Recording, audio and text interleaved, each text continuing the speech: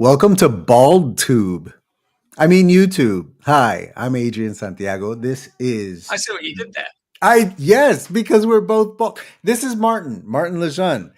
Martin had the audacity to co-write another book, and it came out today. And I'm here to celebrate that with all of y'all. I almost dropped an F bomb. I forgot it's not my channel. It's his channel. I have to. Okay, I got it. I'm good.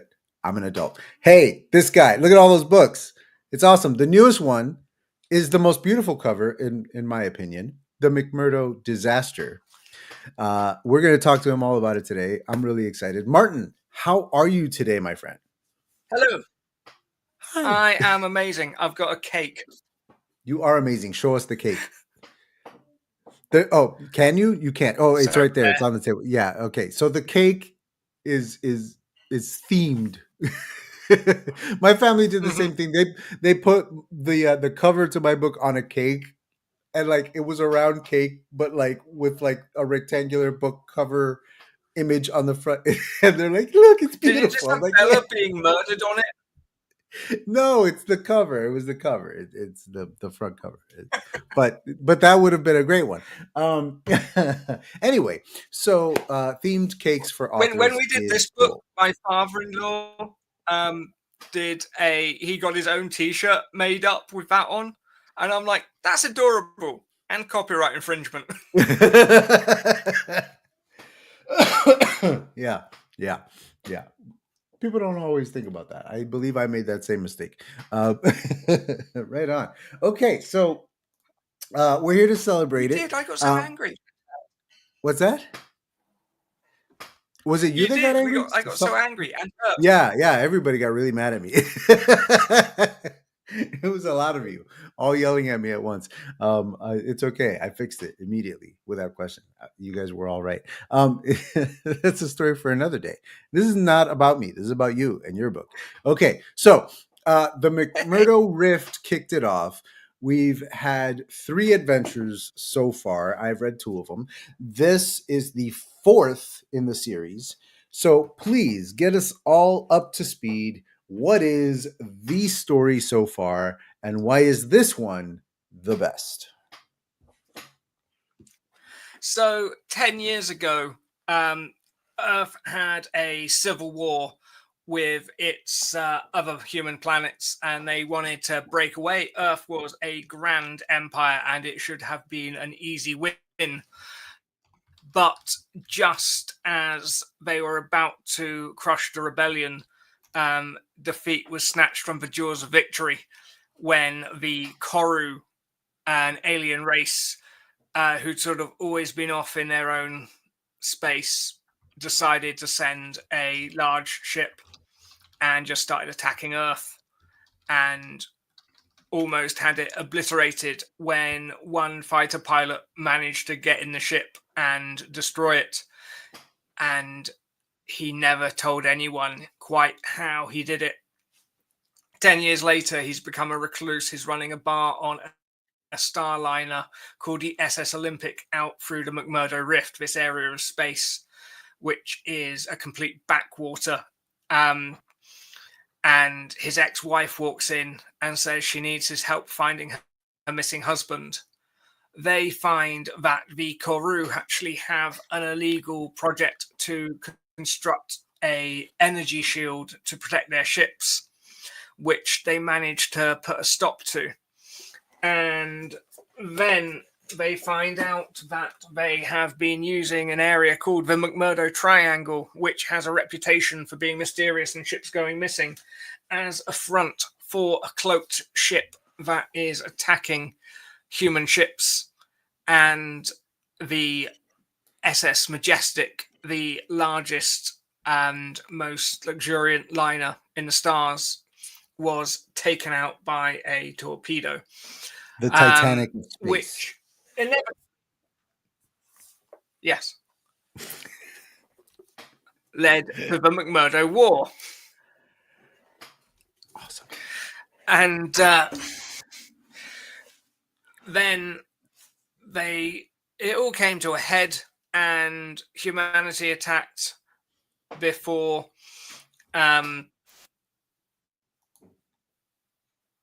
the Koru fought back, and they thought that they were going to come. They thought they were going to come to Earth and finish us off, but they don't. Nothing happened, and at the same time, our hero Mark Franklin and his ex-wife Sarah have discovered the end of an unstable wormhole and were last seen flying into it. And that was the end of the third book leading into the fourth. Yeah. Right on, man. Okay. First question. Where does she get the audacity to ask him to help her find her new husband? Like, how the audacity? Okay, that's okay. That's way back in book one. We're far beyond that. Let's skip beyond that. There's some lovely people in the chat giving you congratulations. We've got Hannah, we've got Emma, we've got Richard, who hasn't actually said congratulations as far as I can tell, but he's here and definitely causing a ruckus as only Richard can, because and we love that. Dude, all right, so this fourth book, you're still co-writing with Malcolm. How has that process evolved at all over the course of these books? How is it different now versus then? Because I've always been fascinated with your little symbiotic relationship.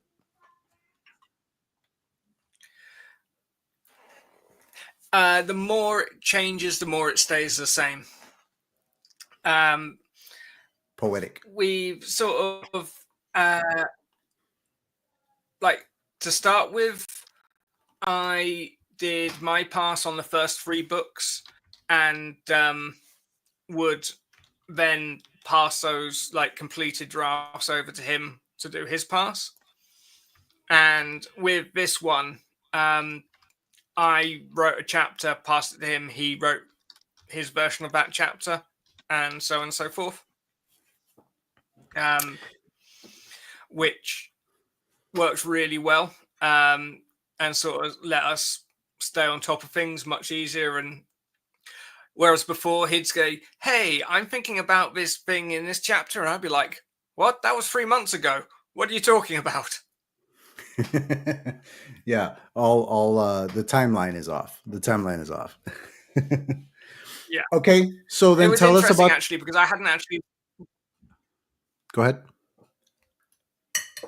No, you go ahead. I was going to ask, how has this process affected the characters over the years? Because these characters have been with us for a long time now, and I got to imagine that keeping certain voices clear between the two of you, writing them back and forth, has become easier over the years. But then there's new characters as well. So tell us about the characters. It was really interesting because I'd not actually written for these characters for about a year and a half when I came to pick up book 4, and I was really apprehensive that it was going to be like really difficult and not come back to me, but they just slipped on like a glove.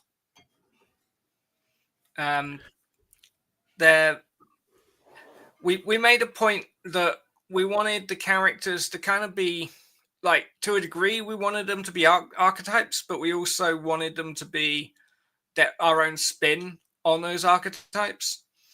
Like, they're not necessarily science fiction archetypes, but definitely ones you're familiar with. Like, Sarah starts off sort of as a femme fatale, and Franklin is your classical Bogart hero. A lot of the first book comes from Casablanca because it is the best film. Oh, I'm muted. It's the best film of all the films. It's the best film. Thank you. Yeah. Like, there's not even a debate. Just end off. Wow. All right. Okay. Well, I won't debate you. I didn't. I didn't know. It's yeah, you should watch it. It's really good. I have seen it. It's very. It is very good. I don't know if it's the best Mm. film, but it's very good. Holds It up is. after all these years. Nazis and all. Yeah, like, it feels modern. Yeah, Like, actually, it doesn't. it very much does. Like, like the first time I stuck it on, I was expecting to put my old film hat on, and it didn't feel like a film. Like, it felt like a period piece set in 1942, not a contemporary piece of it, cinema. it felt like a movie rather than a classic film. Yeah. Yeah. What do you say to the allegations that you have murdered Malcolm and he is now just a spreadsheet? Um, he does get a bit finicky if I don't enter the correct formula sometimes, but he's not actually a spreadsheet. I asked him, and I said, Malcolm, are you a spreadsheet? He said, Negatron. That is essentially a confirmation as far as I'm concerned. Richard, what do you think? Yeah, he's not denying it. He's not denying it. Mal, bad, comb, column, And he's spreadsheet confirmed, bad column, spreadsheet. They broke it down to a science, man. It's all about linguistics at this point. You've been telling us all along that he's a spreadsheet. Um, that's awesome. I don't know why Okay. Rich is quoting Gone with the Wind, but he can have his fun. He thinks it's the same movie. All right. So now that we have these characters slipping on you like a glove, pause. Where are we finding them in book 4? How's their journey moving forward here? This is forward motion. So Franklin and Sarah have gone through this wormhole, and it's the first confirmed one known to exist. And they've just taken a short range shuttle, thinking they could just have a quick look around and come right back. But when they went through the other side, they've found a planet with a dampening field that stops technology from working. And 6 months later, they still can't turn on any of their tech. Gus and Engie, who are their shipmates aboard the freighter, the Mutts Nuts, have been searching and searching, trying to find any sign of them, but they are running out of their resources and are getting very near the point that they have to make a decision if they can actually afford to keep the search going. Gus was one of the other businessmen aboard the Olympic, who was Franklin's confidant in the first book, and Engie is our kind of Spock character, our Data, our alien, who's there just to be like, humans are meaty bags of mostly water, and that's weird. She's not wrong. She's not wrong. You poke us No, hard she's enough, not. all that water will fall right out. I'll never not But giggle at she is a Mutt's lot of. Nuts. That's the funniest thing you've ever written is Mutt's Nuts. And every time you say it, every time I see it written in one of your books, it makes me laugh. And I thank you for adding Mutt's Nuts to my life. Please continue. What's funny about that is you get some authors. I'm not going to say they're all Richard Holiday, but they wear their regional isms on their sleeves, even at the expense of finding a wider audience. Where is And Richard from? for our Is commercial, he really proud of where he's from or something? I'm unaware of this. This is news to me. Okay, you're that's hearing it fine. now for the first time. But we like. I mean, I like Doctor Who, but obviously every character on that show has an English accent, even if it's 1,000 years in the future on the other side of the galaxy, and it tends to feel, it just gives it an air of low budget. And I don't want it to just be Scousers in space or whatever, even though Red Dwarf is brilliant. So we were making a decision to we never set flat out said where Franklin's from. He could be from somewhere in the Midwest, he could be from Wales. And I always pictured him as an American. I said quite early on, yeah. But I was sort of I had in one of our meetings, I just said, Malcolm, we got to be careful with how much British slang we let through, how much sort of local references. And then it came time to name the ship, and I did not set out to write a series set on like a small freighter with a ragtag found family. I got so annoyed with years of Facebook ads for, hey, do you miss Firefly? Read this book. And it's like, no, it still hurts. You're not helping. And my initial idea was it would be a mining planet, and that would be the outpost in this area of space that the story was set. And then I came up with this idea for this washed up luxury liner with faded seaside glamour of, it was the most luxuriant ship 50 years ago, and now the paint's flaking and it's out of date and just powered by nostalgia. And then the problem we come into is there's a couple of times in the first book where they encounter the Koru, and I just found myself going, I don't know how believable it is for someone to say, let's point our passenger ship at that ship with guns and hope for the best.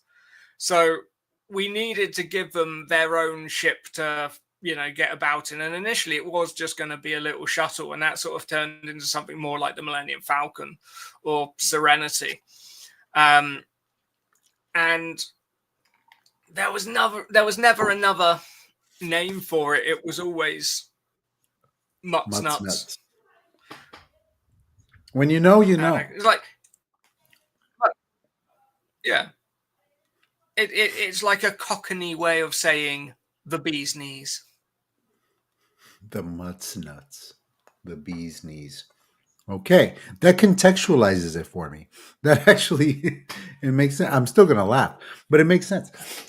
It's so interesting that you say all that, because I always got a Firefly vibe from the two McMurdo books that I did read.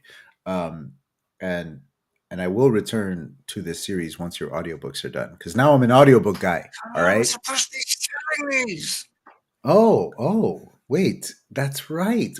Okay. How about this? How about we give the people a little taste? Well, I think that's a very good idea.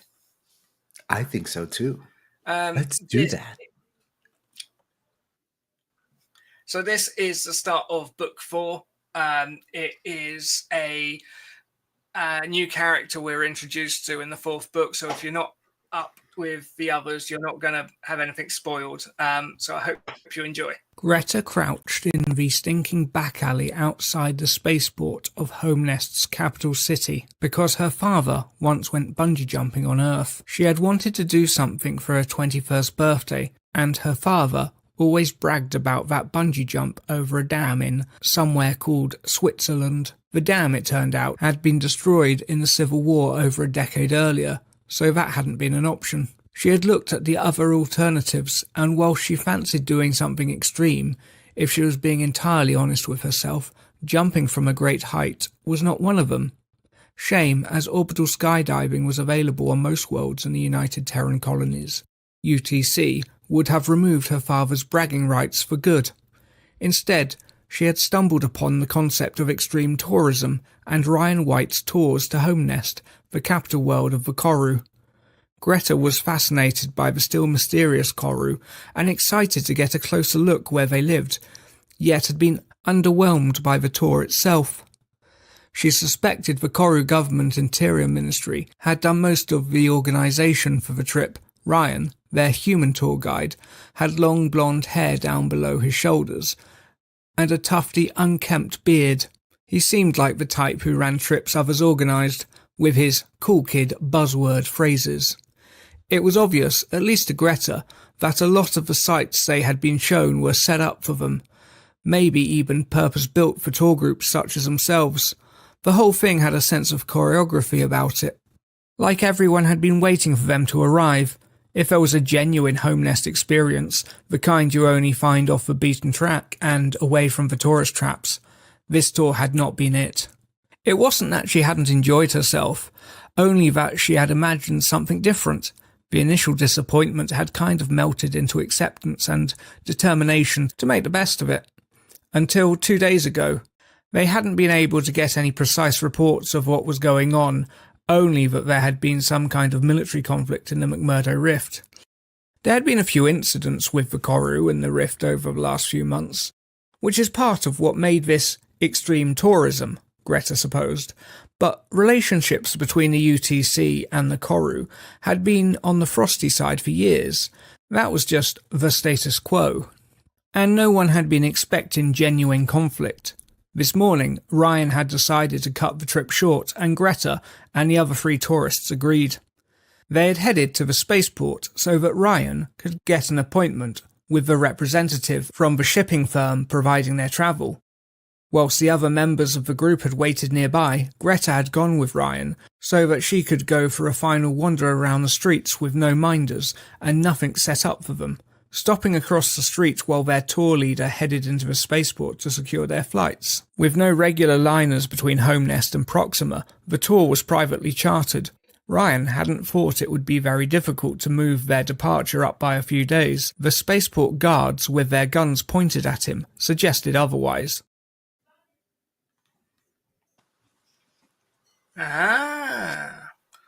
So, pretty exciting indeed. stuff. I wonder what happens next. Richard goes, dun dun dun. I was geeking out over the cover the whole time. You made the cover yourself this time?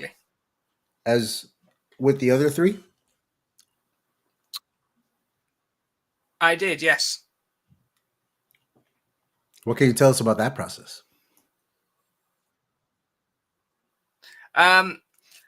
I figure out what I want spaceships to be doing, and then I try and make it work, and then it doesn't work about 12 times, and I try something new. But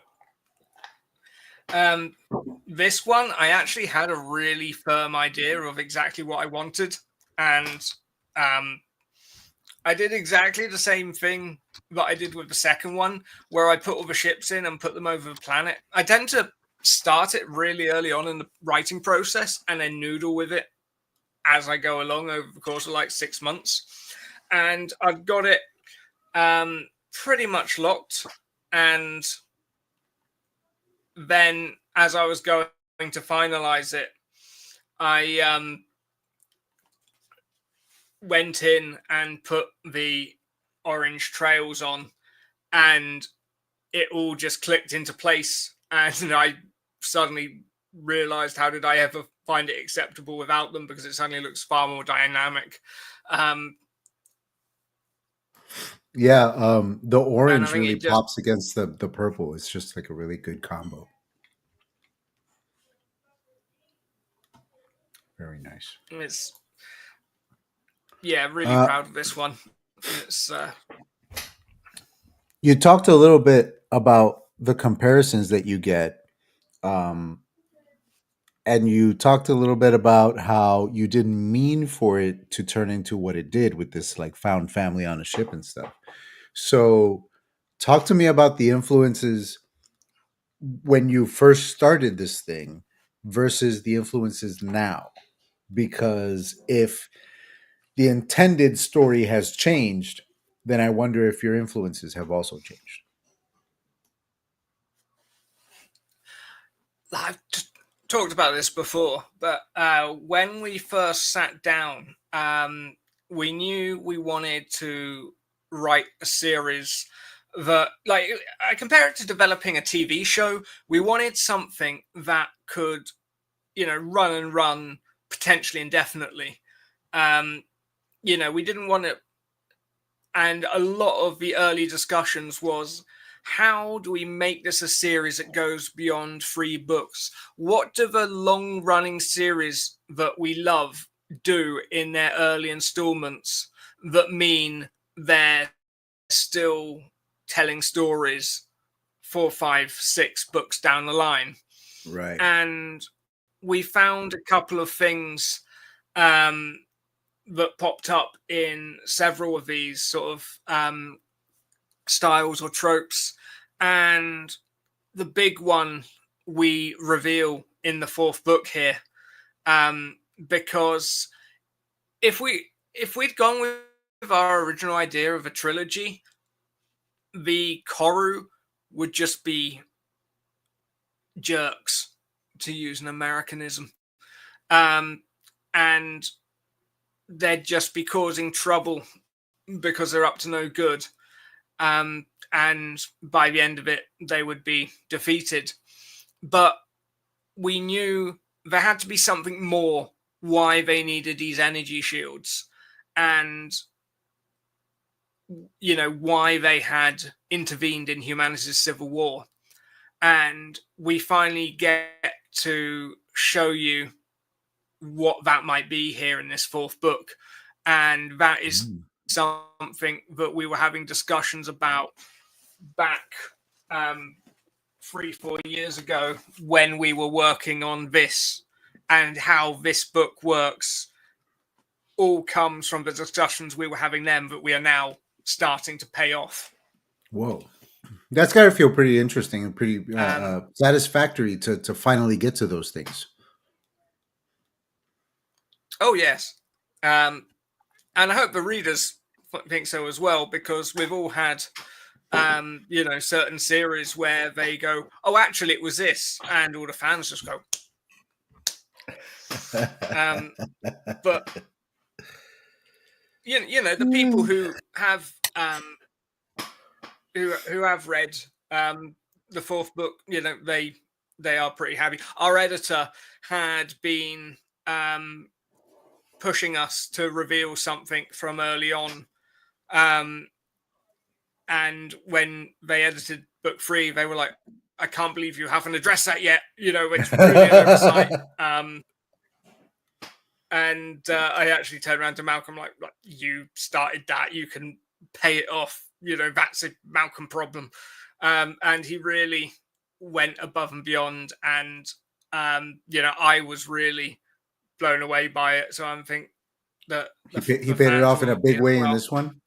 Paid it off in a big way in this one. All right, right on. Ooh, that's a good tease. I'm excited. I still have to read the third one. So I'm not sure what you're referring to, but I'm excited to find out, because I do really want to read the 3rd and now 4th books. I'm excited. Cool. It's really exciting with this series, because I compare it to, like, if you ever had a Nintendo 64 or like a PlayStation, and you had these, when they first made big open world 3D games, and you just walk out into the massive environment, and everything close to you would be in perfect focus, and you can count the polygons, and anything further away would be fog. And as you walk closer to the fog, it comes into focus. So I only really plot out 1 book at a time. But in my head, I've got the broad strokes for wherever. Like, once I started planning book 3, I started thinking, what's our end game? Where are we going to be taking these characters towards? Yeah. And like, those have shifted as things have gone on. There's been, some things I was going to go in one direction, and the way people have reacted, I've sort of taken it in another as time's gone on. But I reserve the right to swing it back in the first direction. I once Available seen on a Redbubble. hedge in the chat was asking about the shirt, so I was just showing it to him. Dude, that's so wild. Let me ask you this in response to all of that. And obviously no specifics, but is there maybe a major character death either in this one or coming soon? Because I have felt like that might be something that's coming up, seeing as how it's 4 books deep. And you're talking about how long this can go, and you're talking about an end game. So what's the skinny? Not everyone can make it to the finish line. Ooh, that's what I wanted to hear. That's what I wanted to hear. Thank you. Okay, good. All right. All right.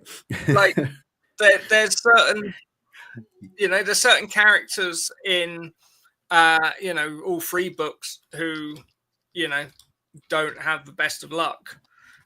So we've established the stakes from the very beginning that it's not the kind of story where everyone gets a happy ending.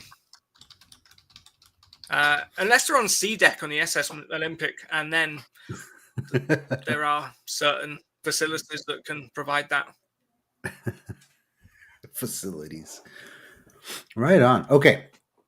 One question that I wanted to get to in our little list here is what sci-fi settings would these characters fit in really well and do badly in? Like, what are, obviously, other than the one that they're in now? Like, if we pluck them out and put them somewhere else, how would they fare? Whether we're talking about Firefly or Star Trek or Battlestar Galactica. Yeah. No one had a good time in Battlestar Galactica.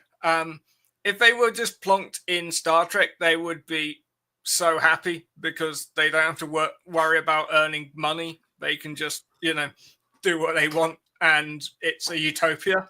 And as long as they don't put on a red shirt, they're not getting shot. So they'll be fine. Exactly. I don't think Franklin would do particularly well in Firefly. Franklin's a bit of a goody two shoes. I always say he's a bit of a wet blanket. I think sometimes he's funny. Write too much of myself in Franklin because he if he has to shoot people, he sort of stops and thinks about it and feels bad. Because I don't really want to go around killing people, even if it's in the middle of an adventure. Whereas, Mal would kick him into an engine quicker than you could say, wait, I don't want to be kicked into an engine, please. Yeah, he did do that. That's funny. Yeah, I kind of get that about Franklin. I don't know if I would say wet blanket. I mean, the dude just has a conscience. But, sometimes people just got to die, bro. Sometimes people got to die. In fiction, you never know. All right. Would you... who Great, now would you cast? On the watch list. Who would you... Right? It doesn't take much to get on there. Who would you cast in the inevitable film? I love that it's the inevitable film. Who would you cast as your main cast of characters? All the big ones.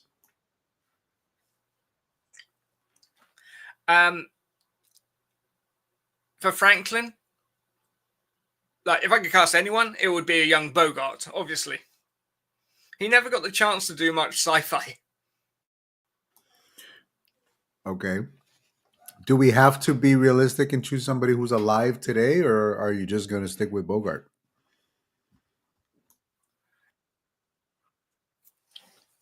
There was one guy that Malcolm thought of when we were originally coming up with the ideas for the first book. And it was one of the actors in The Hobbit,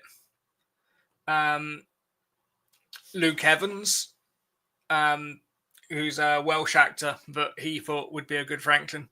For Sarah, we thought Jessica Chastain, sort of I can see strong, feisty redhead. Yeah.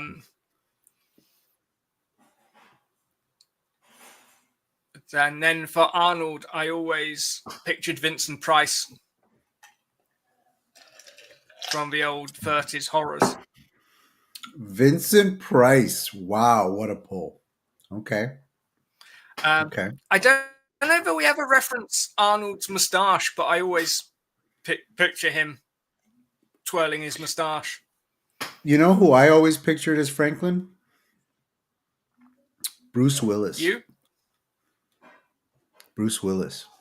I always saw him as like not like Die Hard 1 era Bruce Willis, but more like Die Hard 3 era Bruce Willis. You know what I mean? Welcome to the Starship, pal! I don't know if that's the best Bruce Willis impression, but at least you're getting into the spirit. I shaved my head for this. Did you? Are you sure? Richard keeps reminding you that Humphrey Bogart is 126 years old and dead. So stop picking him. Why does he want to see your legs? I find that interesting. Why does Richard want to see your legs? He's into me. Simple as that. Mystery solved. All right. What's next? Sorry. The fun thing with speaking of Arnold, who is he is the captain of the SS Olympic in the first book, and has a very fascinating arc. So he's rather our Walter White. The original idea we came up with was that he would be a spy reporting to Vakoru and a traitor, and that completely fell by the wayside. And when we developed the first book, we just wanted to get writing as quickly as possible, and we didn't want to... Yes. We didn't want to fall into the trap of like, you know, when everyone goes, hey, let's form a band, and you spend an afternoon arguing over names, and then you split up. We didn't want to just spend, try and figure out a perfect character name for everyone. We just wanted to get the draft written, so we just used placeholders, and I wanted to give him the most cliched traitor name I could think of. So I crossed Benedict Arnold with Kim Philby, who was a Cold War spy who defected to the Soviets. And I was like, that's such a good name, but I can't use it because it's too on the nose. And then his plot completely changed. And now I'm like, I can use it. Now you can. Yeah, now you can. That's cool. That's funny. Forgive me. Did you mention who you would cast as NG? For some reason, I'm blanking on who you said. No, I didn't come up with a name for NG. I don't know. Because that's heavily under makeup and whatnot, right? Like that would be like a creature, like Weta, makeup and special effects. Initially, I was kind of thinking of an image that was sort of like Karen Gillan in Guardians of the Galaxy. We're at here, you and I. I was thinking the same thing. But yeah, very. I think Nakoru very lizard-like, green-gray, reptilian. But yeah, that kind of look. I've got it. Louis Gossett Jr. Yeah, definitely. Specifically in Enemy Mine. That's your guy. The thing with the Koru is they're all really short. And there is a bit in book 4 where Gus has to go undercover as a Koru, and Gus is like a 6-foot gym trainer. Gym trainer. And that was a lot of fun to write, sort of how that plays out, and him trying to pass in Koru society and thinking he's doing well, and Enji's just rolling her eyes. Like, oh, you're not getting this. You're so embarrassing. She's my favorite character. She is a lot of fun to write. Yeah, she's my favorite character. I'm always looking forward to like what weird thing she's going to say next. Right on, man. Dude, this is crazy. 4 books deep. How's it feel? How you feel? Satisfied. The goal was always 6 books. And I'm currently working on the outline for book 5. And book 5 is going to be epic. Well, tell us about it. What's coming up next for the McMurdo series? Well, I can tell you exclusively here that book 5 will be known as the McMurdo Uprising.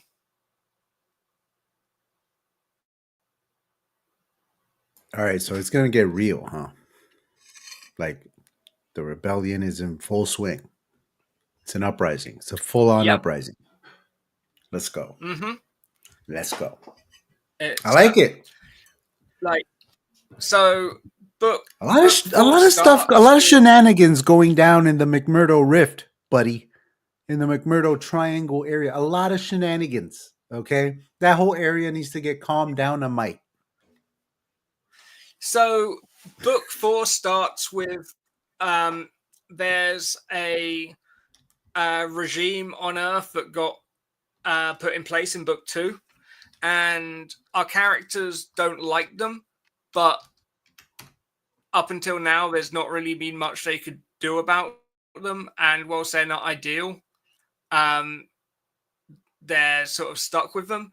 And as events occur in book 4, the McMurdo disaster, as the McMurdo disaster itself unfolds and the causes of it and the fallout from it, they are going to take our heroes from a point where they can no longer stand for it and are moving into a place where they are going to open rebellion.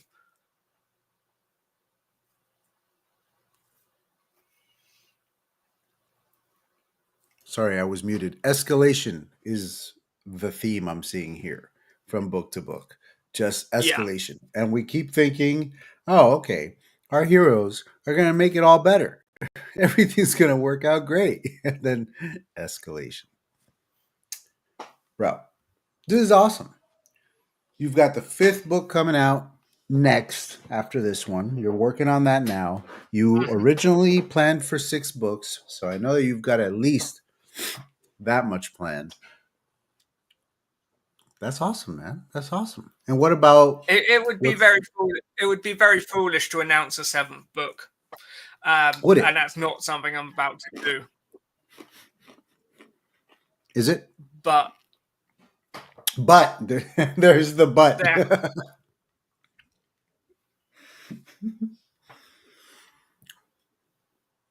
7 books. There's conversations. Okay. One of the projects we might consider down the line might be something that might tie into the universe in a way that would be a starting point for new readers, similarly to how Brandon Sanderson will write a trilogy and then a new trilogy in the same world. Nice. But you don't need to have read everything before it. Very nice. It's something so then considering. Okay. But it would be about new characters in a new area. That's smart. Wrap up the story by the 6th book. Start something new in the 7th. That's smart. I like it. You got 2 solid trilogies in the first series. That's dope. Right on, man. Dude, this has been great. I've had a lot of fun hosting this thing with you and learning about the McMurdo disaster. Um, what's next for you, Martin Lejeune himself, the man, the myth, the Uh, legend? so we've got a bit of time before we jump into the McMurdo uprising, and I am working on a solo project, Pulsar Sky, which I have written the There's my first girl. book. I am 40% into book 2 of the Ooh. trilogy, and this follows astroarchaeologist Grace Dakota as she searches for all the gold in the colonies. They are set in the Alpha Persei cluster, which is this area of space humans have colonized deep out in space. It's about a month's travel from Earth, and they've got their own society, and it has just been attacked by unknown forces. And Grace Dakota has discovered a lost ship and finds very valuable artifacts just as she's left for dead. This is entirely available to read on Royal Road at the moment for free, and it has had very good feedback. So if you want something to read once you've read The McMurdo Disaster, then check out Pulsar Sky on Royal Road. Awesome. That's my girl. Richard would like to know if she has a sister named Janet Iowa.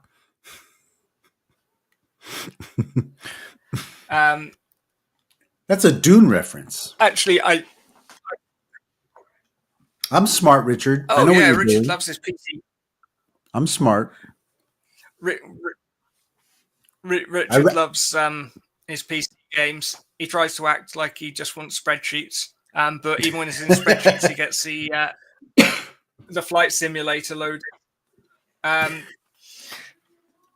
was toying around of having another character called Tombstone, Arizona, and just keep pushing and see how long it is before someone's just like, wait, that's ridiculous. Yeah, stop. You can't. Tombstone, Arizona. Oh man, Tombstone Pizza. That's a name. All right, buddy. Well, I had a blast. Is there anything else you want everybody at home to know before we head out? Well, I want to say firstly, a massive thank you for being here and doing this, because I only remembered it was probably a sensible thing to do about a day or so ago, and you were very magnanimous in jumping on board and not asking any questions.